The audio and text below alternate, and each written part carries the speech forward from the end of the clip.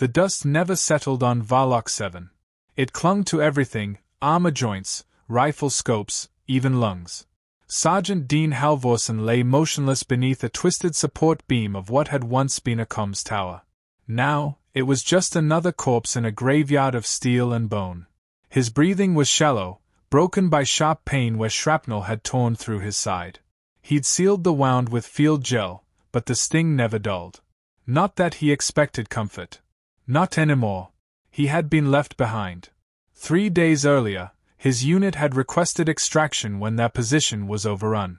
They were human infantry, deployed on the Empire's behalf like all the other lesser species enlisted for cannon fodder. The answer came back cold and efficient: resources are reserved for priority combat assets. Hold until relieved. But relief never came. Just more fire, more bodies, and then silence. His spotter, Morales, had died first.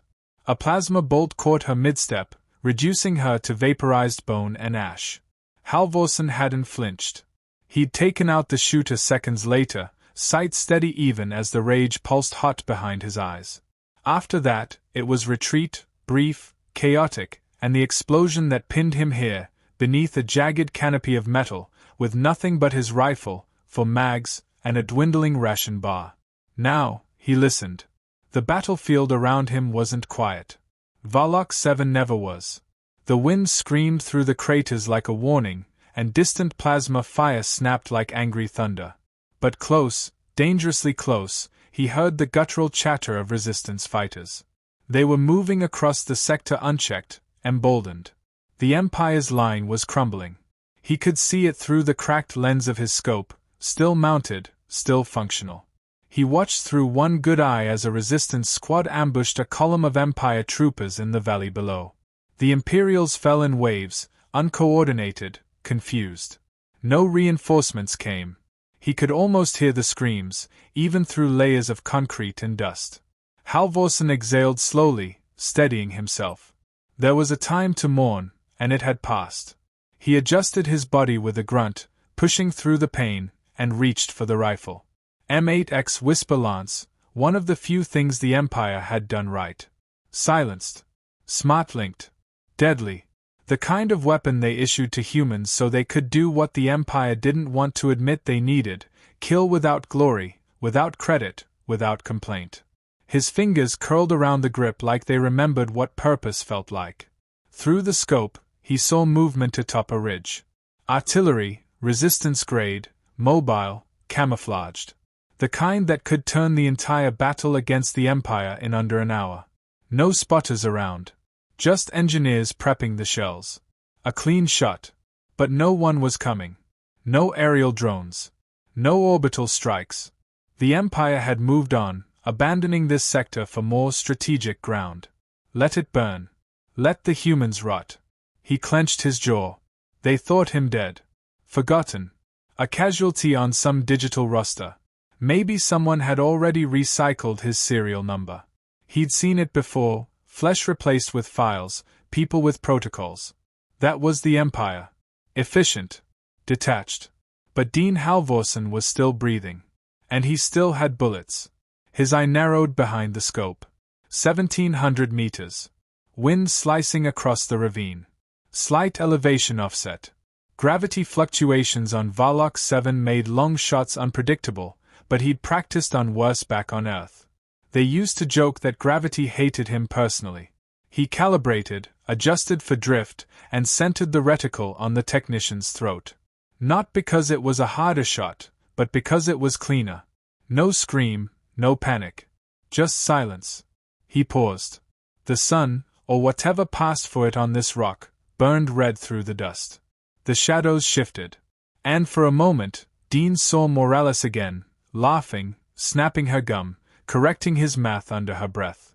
"This one's for you," he murmured. He pulled the trigger. No sound.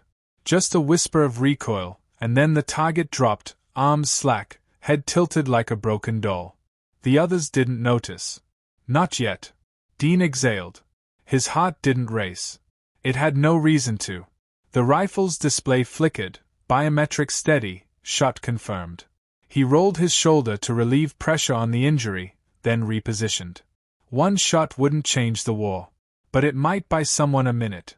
Or a chance. Another engineer stepped forward to inspect the dead man. Curious. Exposed. Dean sighted in again. Another breath. Another whisper. Down. Now, they noticed. He watched the panic unfold, the scrambling for cover, the sudden flurry of misfired commands. Someone yelled for a drone. Another pointed to the sky. They had no idea. Not yet. Dean let the scope drift. Let the moment settle. He was tired. So damned tired. But his trigger finger wasn't.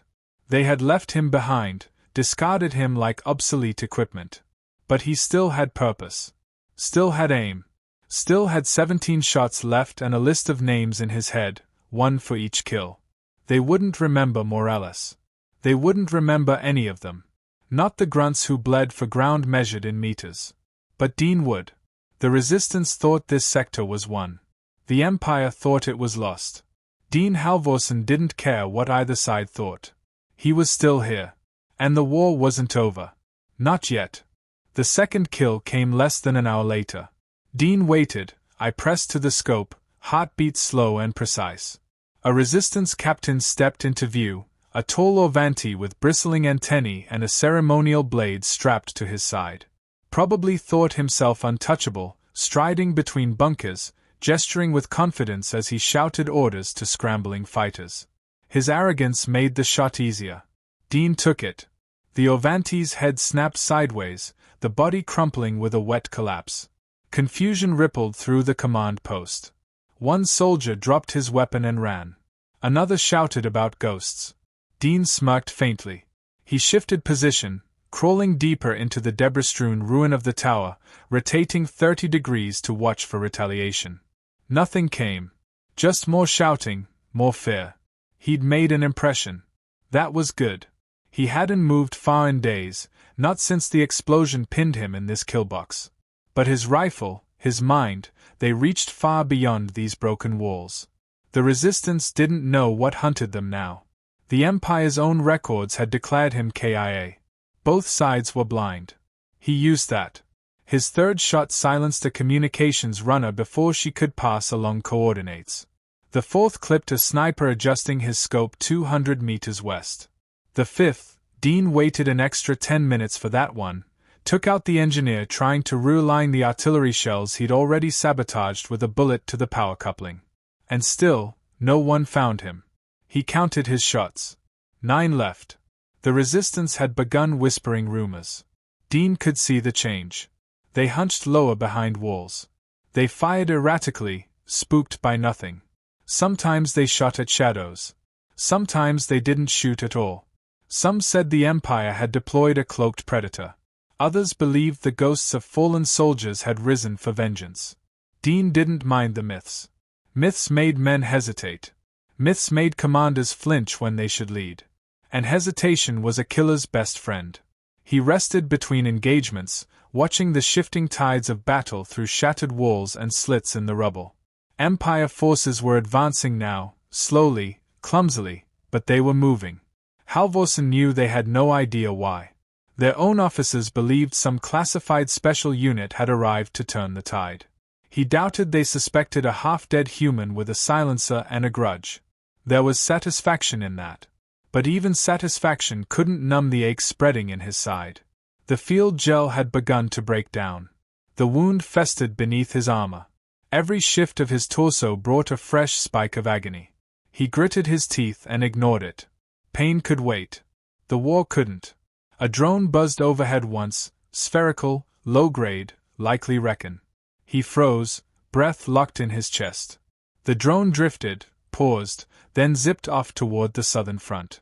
Either it missed him, or it didn't think a heat signature buried in metal and ruin was worth noting. Either way, he was still a ghost. Hours passed. He took 2 more shots, one clean kill on a Resistance radio operator trying to reroute command signals, the other grazing a supply runner's leg, leaving him howling and crawling. Dean spared the last one deliberately. Let him scream. Let them panic. He reloaded a fresh mag, wiped sweat from his brow with a grimy glove, and sipped from the last corner of his water tube. The thirst clawed his throat. The heat drained him. But the mission, whatever the hell that mission was now, kept him tethered to the rifle. He spotted movement. Not resistance.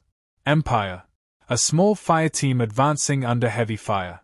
3 Dravathai shock troopers and 1 human corporal. They ducked behind a supply pod just as mortar fire began to arc overhead. They were pinned. 1 more shell would finish them. Dean scanned the ridge. There, another resistance squad, 8 strong, with elevation and a clear field of fire. They'd sighted the fire team. Preparing to flank. He sighed. Target-rich environment. The Whisper Lance barked twice. 2 resistance fighters dropped mid-step, before their boots even hit the next stone. The others scrambled, diving for cover that didn't exist. Dean adjusted again, settled the scope over a panicking soldier and exhaled. Click. Nothing. He blinked, pulled again. Dry. He reached into his pouch, but it was muscle memory now, he already knew. 1 mag left. 3 rounds. Below, the Empire fire team made their move, bolting from cover, firing as they advanced. The shock troopers screamed something guttural, while the human corporal sprinted like a madman toward the wreckage of a downed walker. Dean watched, pulse steady. They made it. The corporal turned toward the ridge, gave a confused salute in Dean's direction. He couldn't possibly see him. It was just gratitude fired into the unknown.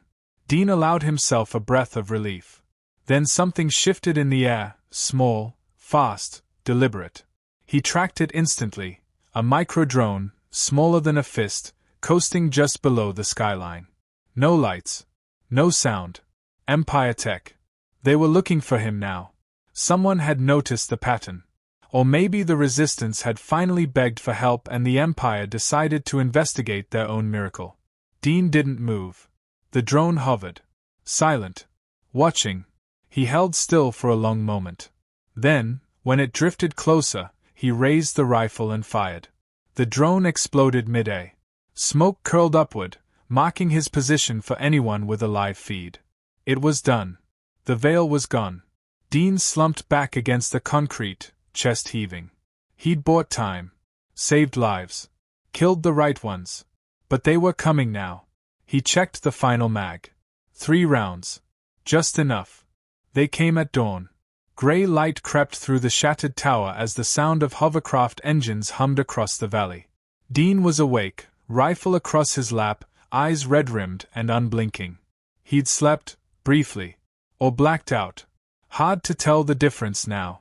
Fever rolled under his skin, the wound at his side pulsing with infection. But he stayed alert. Footsteps approached, measured, armored, too clean for Resistance fighters. Empire. Dean kept his rifle down, finger near the trigger, not on it.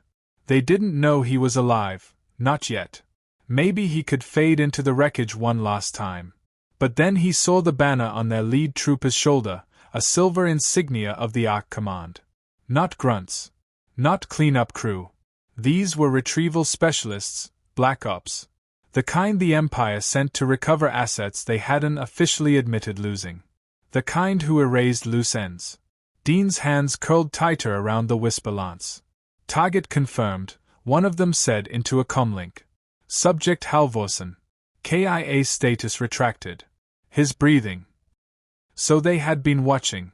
The drone hadn't just marked him, it had identified him. The lead soldier stepped forward. His helmet visor polarized, hiding his face, but his voice was smooth. Confident. Sergeant Dean Halvorsen, he said.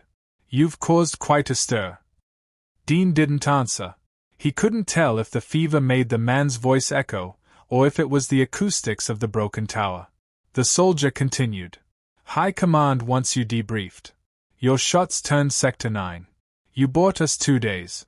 6,000 lives. Dean blinked, dryly. They left me here. We made a tactical choice, the man replied without shame. But you survived. That makes you valuable. Now I'm valuable, Dean murmured, and coughed. Blood came up with it. The soldier knelt beside him, impassive. We can extract you. Medivacs 2 clicks out. But we need the rifle. Dean's fingers twitched around it. The Whisper Lance had grown into an extension of him, steel and bone fused by desperation. It had done what the Empire hadn't, it listened, obeyed, and never abandoned him. "You want the weapon," he said, voice raspy. "We want the data in its smart link. Every shot. Every angle. High Command's rebuilding tactical doctrine based on your engagements. They're calling you a model for asymmetrical infantry doctrine." Dean laughed, a rough, painful sound. "I was never Doctrine. I was disposable." The soldier straightened. "Not anymore." Dean stared past him, out into the dim light. Below, the battlefield was quiet for now. Too quiet. He'd bought peace with blood. And now they wanted to study him like a broken tool that worked too well. His eye fell on the last 3 rounds in his mag. Each bullet felt heavier than it should, soaked in memory and meaning. He'd named them last night, between shivers and dry heaves. One for Morales. One for himself. One for whoever opened the door. But now he hesitated. Maybe he didn't have to die in this place. Maybe the stories of the sniper who haunted the resistance lines would carry further if he lived.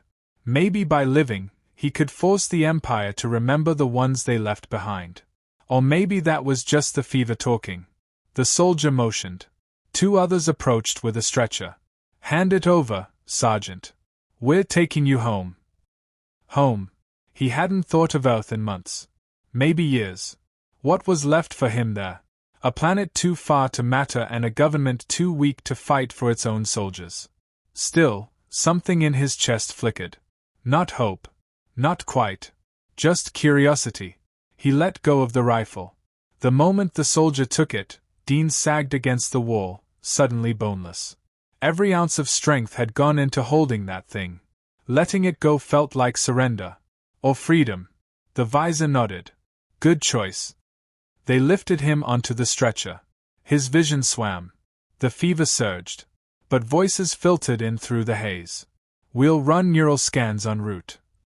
Prep the med bay. His septic. Priority extraction confirmed. Command wants him speaking by next cycle." Dean didn't fight. Let them wheel him out, broken and burning with infection, a hollow shell of the marksman he'd been.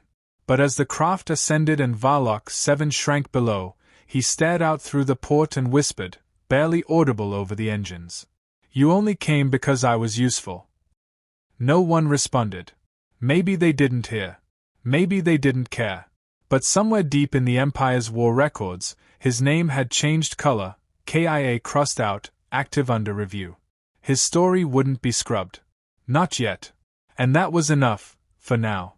Dean's eyes opened to sterile light and silence. The ceiling above him was too smooth, too white, Empire design. No dust, no rust, no sky. A med bay, judging by the antiseptic sting in his nose and the tight wrap of synth fiber over his torso. Machines hummed quietly. And 4 fed into his arm. He was alive. A faint ache reminded him of where the shrapnel had torn through his side. But the fire was gone. Fever broken. Pain dulled. Someone had done their job well. He shifted and noticed a figure seated in the corner, legs crossed, data slate in hand. A woman, human. Short black hair, pale skin, rank bars on her shoulder. Intelligence Corps. She looked up when he stirred, her expression unreadable. "Sergeant Halvorsen," she said calmly. "Glad to see your eyes open. You've been under for nearly 70 hours. Dean blinked once. "I'm still on Varlock." "No. Medical cruiser orbiting Oberon Station. Safe sector." She tapped her slate. "You're classified as critical asset now. Means we're not allowed to let you die." He swallowed. "Lucky me." The woman didn't smile. "Your field actions on Varlock 7 resulted in the recovery of a key position. We confirmed 17 confirmed kills directly traceable to your intervention. Possibly more. The resistance has fallen back 2 sectors." Dean turned his head away. "Wasn't for them." "We know. But your intent isn't the concern. Results are." She stood, stepped closer, voice lowering in pitch. "Let's be clear, Sergeant. You were abandoned. That wasn't a mistake, it was policy. But your survival and actions, have disrupted policy. High Command's paying attention. He looked at her now. Her tone had sharpened. You want me to smile about it? He asked. No, she said. We want you to help us change it. Dean frowned. Change the policy. The Empire uses humans like you for low visibility, high-risk work because you're adaptable, tenacious, expendable. But you've made the case, painfully and publicly, that we're wasting more than bodies. We're wasting potential. He stared. And now you want me to, what? Join a think tank. She raised an eyebrow. We want you to train a new division. Not soldiers, snipers. Silent operatives. Survivors. We want to weaponize the ghost you became. Dean let the words settle. Train others? Pass along what he'd learned by bleeding into soil no one would remember? Was that redemption or just another form of exploitation? He didn't answer immediately. The woman didn't rush him. You don't have to decide now. Your body needs weeks. Maybe more. But the offer is real. Dean nodded once. And if I say no? Then you're debriefed, dismissed, and recycled into reserves. They'll hang medals on your name and forget your face. Dean exhaled slowly. He knew that path well. It was the one Morales had walked. The one his whole unit had been shoved down like cattle in armor. But something in him stirred, anger, maybe, or a deeper thing. A refusal to vanish. He'd survived being discarded. Maybe now, survival could be its own kind of vengeance. He looked back at her. You have a name. Commander Relis. Special programs. She held out her hand. We want to build something that doesn't throw people away. Dean stared at the hand. Then, slowly, he took it. She nodded. Welcome back, Sergeant. As she turned to leave, she paused at the door. Oh, one last thing. Dean waited. The Whisper lance you used, it's being repurposed. Not for combat. For teaching. Your scope footage's already in the simulator. They're calling the module Ghost Doctrine. He barked a dry laugh. Sounds dramatic. It is, she said. But so were you. The door hissed shut behind her. Dean sank back into the bed, eyes on the ceiling, mind racing. They'd left him in the dirt and now wanted him in the heart of their next doctrine. He wasn't sure whether to be honored or insulted. But maybe it didn't matter. He was still breathing. And this time, they hadn't left him behind.